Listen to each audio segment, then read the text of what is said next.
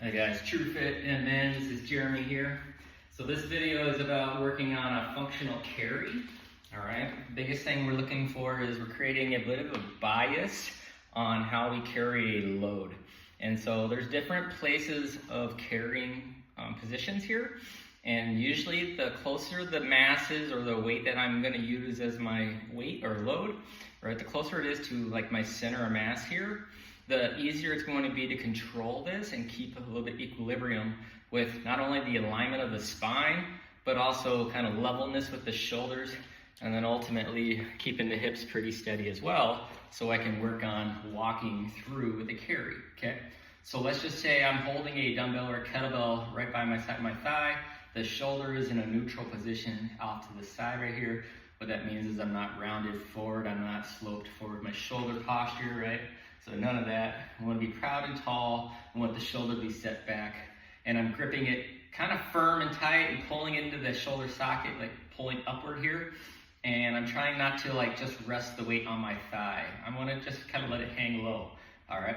So compensations you might see here is we might lean away and drag that weight onto our thigh. And then what you'll notice is you'll start to produce that little bit of lateral lean, and you're going to take a lot more load in the left side to compensate for that, right? So that's usually showing that we don't have the adequate core structure and integration, or we're not queuing it up very well to manage that. You'll also probably feel the lower back muscles start to really get tired and fatigued after a little while because they're going to be taking on that load, right? So when we do create this load, all right, it's really important that we integrate a little bit of the core canister structure. And essentially, I just want you to be able to understand that your rib cage position will dictate how well we can keep the core engaged and kind of, I would say, braced, right? And that's going to keep your spine in a good place, which ultimately has a big factor about your shoulder position and how well your grip maintains over a long time, okay? So just to kind of reiterate, right? Position of the load is an important factor here. If it's low, it's going to be probably easiest to control. If you're to bring it up at like a shoulder position in the front rack, it's going to be a little more taxing on the upper obliques and into the shoulders. And then there's of course an overhead press, right? And depending on the load, right, it may be very challenging or darn near impossible, all right? Just depending on if it's overwhelming the stability factor of the shoulder there while we're already trying to maintain integrity in the core, okay? So typically I don't get into overheads until we really progress through a lot of fundamentals with the carries. But we could always drag it right here at the side neutral position and start to work into a very narrow walking pattern, all right?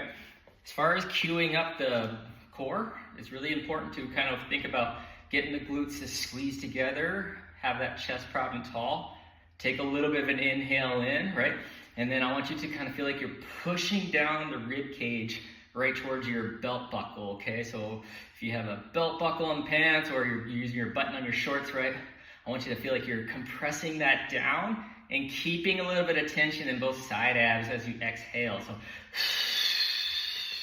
those side abs are really the big important factors here that keep the rib cage stable and anchored. And this has a big important part about not letting it go into this expansion and what leads into that lower back kind of coupling, right? And we get in that bracing with the lower back, which doesn't fare very well for us in the long term, okay? So we want to learn to carry while bracing and not overwhelming and going into that lean back, okay? Or the tall chest think, okay? So we want to be proud, but we don't want to be like arched back, all right? So that's where we want to keep this tense. We want to work on steady walking and trying to hang that weight right off to the side, right? And so it's important when you're doing these to monitor the length of time you're under a certain load, maybe start conservative with the weight and get dialed in on where you feel very steady, very upright, and you keep concentration on keeping the core engaged and tight, okay? You can always progress the weight up gradually, right?